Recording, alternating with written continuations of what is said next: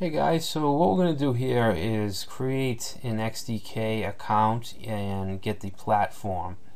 What we're going to do is install the Google Chrome extension. So let's go to Google Chrome and let me clear some of these out. I don't need eBay, don't need that. Alright, so let's just search for Intel XDK. And the site that it's available on is html5 dev/software.intel.com. And let's just go to the Intel XDK download page. Click on download.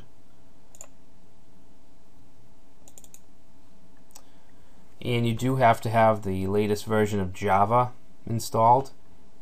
So if you don't, it's just probably going to prompt you to do it, to install it.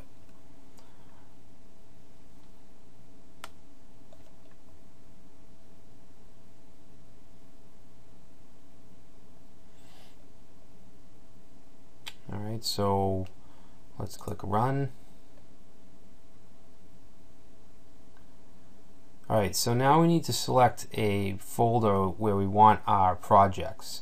And if you save it in Documents, then it's actually going to put all your projects and even all the demo projects that come with it in your Documents folder, and you don't want that. What I'm going to do is I'm going to go to my C drive, create a new folder if I can, and I'm going to call it, I'll just call it XDK. I'm going to choose that folder. Alright, so we have an issue here. I have seen this before. Chrome appears to be missing. Download Chrome. We obviously know that that's not the case. We're in Chrome. Or we could click here for instructions, but let's see, if we right click the XDK icon, which we don't even have, down here, and what we want to do is choose Set Chrome Location, and then you want to navigate to wherever you have Chrome installed. In most cases it's going to be in your C drive, in Program Files, in Google Chrome Application, and then you want to just click on Chrome EXE, and hopefully that fixes the issue. I'm going to exit and go back in. Alright, so now it's loading up. So you're going to have to apply, well, not apply, you'll definitely get it, but you have to sign up for an XDK account. So I'm just going to create a new account just so we can go through the process together. I'll use my personal email, password.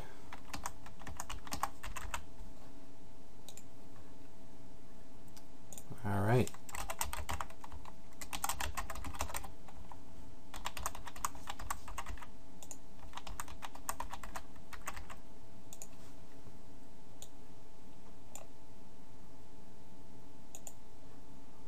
Okay, we want to agree with the terms and conditions, and it's up to you if you want announcements or not.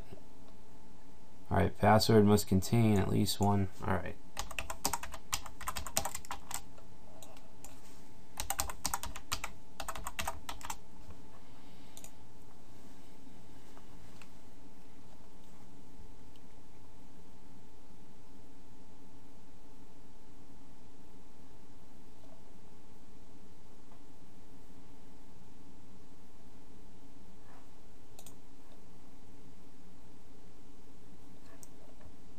Alright, so it went ahead and just loaded the interface for us, and this is just saying if we want to use the AppMobi API in your app, you can copy this snippet to your clipboard, which is just the basic code, but we're not going to do that right now. We can choose not to show this again and click close. I'm just going to click close there as well. So here we have you can see the app name up here, demo.helloworld, which is just an image with some buttons that don't really do anything. Over here we have our emulation, so we can click on the iPhone. Alright, so this app, this Hello World app, obviously isn't formatted or responsive to a smartphone, because you can see it doesn't change, it just zooms into the image. We can't see the buttons, so we don't want to build apps like that. We're actually going to build for smartphones. And if we go up here, we can actually, this will display all our apps. We have no apps that we've created, but there are a lot of demo apps. You can see there's the accelerometer, basic animation, navigation, geolocation, just a whole bunch of stuff, podcast, shoutcast. So let's look at the geolocation app, demo app. Alright, so if you remember when we were doing PhoneGap, we actually did the same thing pretty much. We just pointed our location onto a map. Now if we click on up here, we can actually switch, we can toggle to our editor, which will show us the code. And you want to look over here, index.html. If we open that up, this is the actual code for that geolocation map. And you can see that this is very similar to what we did with PhoneGap. We set up a latitude longitude variable, and we said new google.maps.latitude longitude, and then the coordinates. Let's see what else. We have our map options. So if you want to look at this and then go and compare to our PhoneGap geolocation application, you'll see a lot of similarities. It does look like this particular app uses the watch position and not the get current position. So it's a little different. This seems to be a little more in depth, but as I said, it's very similar. So that's it. We installed the XDK for Chrome, and we don't have to use this container here to do our coding. We can set up NetBeans and have a project folder.